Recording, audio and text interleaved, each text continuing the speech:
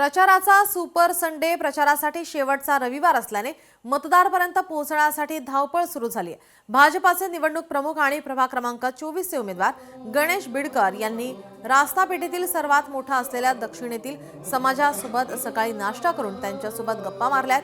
तसेच अय्यप्पा मंदिरात जाऊन आशीर्वादही घेतलेत। गेल्या 80 वर्षांपासून दक्षिणेतील मोठा समाज रास्ता पेठेमध्ये वास्तव्यास आहे आणि तो समाज आपल्या पाठीशी सदैव असल्याचं गणेश बिडकर यांनी सांगितलंय। त्यांच्यासोबत संवाद साधला आमचे लोकशाहीचे प्रतिनिधी अमोल धर्माधिकारी यांनी। दक्षिण भारतातील जो मोठा समाज या रास्तापेठमध्ये आहे या भागामध्ये ते आलेले आहेत आणि दक्षिण भारतातला जो नाश्ता आहे फेमस तो ते नाश्ता करत इथले जे दक्षिण भारतातील समाज आहेत मतदार आहेत त्यांच्याशी संवाद साधतायत। तर हा आमचा जो रास्तापेठेतला भाग आहे हा अनेक वर्षापासून आमच्या तमिळ जे मतदार आहेत नागरिक आहेत त्यांच्यासाठी प्रसिद्ध आहे।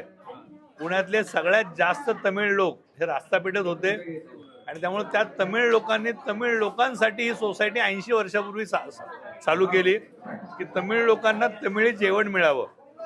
त्यामुळं एक अत्यंत जुनं हे सोसायटीचं साऊथ इंडियन सोसायटीचं हे रेस्टॉरंट आहे, पण रेस्टॉरंट म्हणताच येणार नाही, आम्ही सोसायटीच म्हणतो।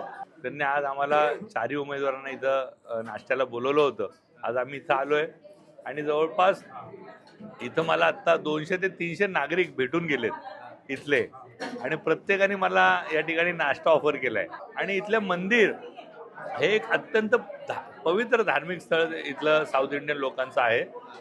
इथं अय्यप्पा स्वामींचं जे मंदिर आहे त्या ठिकाणी आता इथनं मी जाणार आहे, तिथं पण सगळे ट्रस्टी माझी वाट बघतायत। भारतीय जनता पार्टी बरोबरच हा समाज कायम आहे आणि समाज म्हणून न बघता रास्तापेठेतला एक नागरिक म्हणून ते सगळेजण आमच्या सोबत आहेत। गणेश बिडकर यांनी या रास्तापेठेतील जे दक्षिण भारतातील जो समाज आहे जो मोठ्या प्रमाणात अनेक वर्षांपासून या ठिकाणी आहे त्यांच्याशी त्यांनी आज संवाद साधलेला आहे आणि काही आश्वासन सुद्धा त्यांना दिलेलं आहे। कॅमेरामन तुषार नानावरेचा अमोल धर्माधिकारी, लोकशाही मराठी, पुणे। लोकशाही मराठी ऐका, पहा, जागरूक रहा।